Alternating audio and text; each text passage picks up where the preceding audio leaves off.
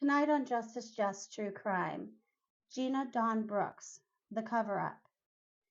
As a three-car convoy pulled up, Henry Leeland got out to ask directions to the little girl at a baseball field on her bike. That is when they abducted her. Where my witness, Mr. Boyer, tried to stop this, he was beat down by Timothy Bellows. Jason Boyer has been speaking out about Gina Dawn Brooks' case for the past 34 years.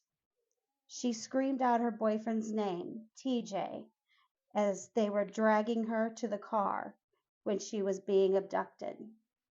If you have any information about TJ or if you are TJ, please contact us. Once at the campground, the children were all victimized and drugged. There was another girl there, Billy Joe, spelled like the boy.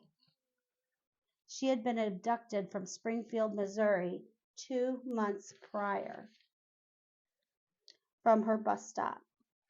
Henry, the police officer at Silver Mines, ordered Mr. Boyer to victimize Gina, but he refused. He was ordered again, but he refused again. The officer threw him to the ground. Then Henry sexually assaulted Gina. Jason, what did you do then? Um, I scurried into the tent, and they did not know I had a Boy Scout knife, and I lunged at my uncle, who was at the time assaulting Gina. The police officer grabbed my leg, yanked me out of the tent, and then jumped on my arm and broke my arm, then took out his sidearm and beat my right hand until my right hand broke as well. After that, all the kids were loaded up in the vehicles and taken to the medical center to fix Jason's arm, yet no pain meds were given to show who was in charge. The cars now were allowed to go through the roadblocks where they were looking for Gina Dawn Brooks. Every child there was essayed, and every child fought back, and every child tried to escape. About 80% of the time, the children were allowed to be in a group together, except they were separated for the different sexual acts. They would lock them in a barn at one location. They would take a child out at a time into a home where they did what they wanted with them. The girls were then placed in the car afterwards.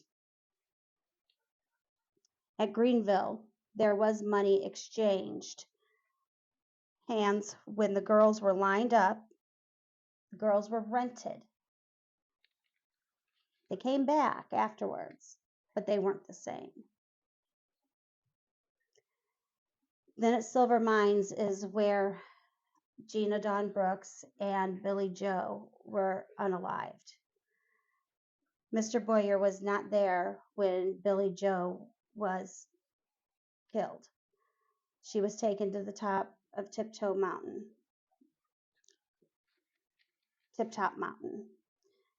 Now, when Gina Dawn Brooks was unalived, there was a group of them there. Timothy Bello was holding one side down of Gina, Nate Williams, Eric Cox, Danny Spires. There were 2 people dressed like police officers. Sandy Sissel and her 3 daughters all made a U shape along with the other children. Henry Leeland was on top of Gina, where he was strangling her as he was performing a sexual act. He then wrapped her in a white sheet and placed her in a tan 61 Impala alongside Billy Joe, who was also wrapped in a white sheet.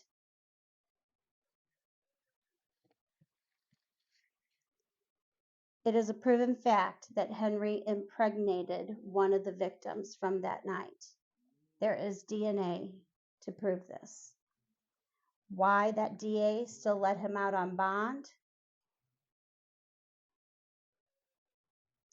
The FBI did confirm that this is an ongoing investigation.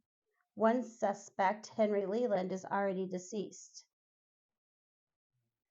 If you have any information, evidence to this nature of these crimes, please contact us here at Justice Just True Crime.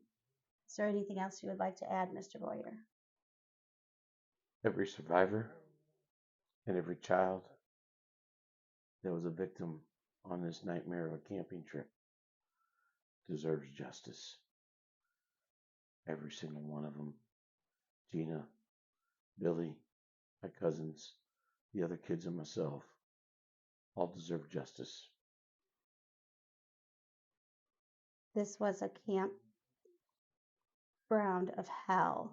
The torture that went on should never happen to anyone's child. We need justice. Please help us. Thank you. Like, follow, and share on all my platforms. Good night.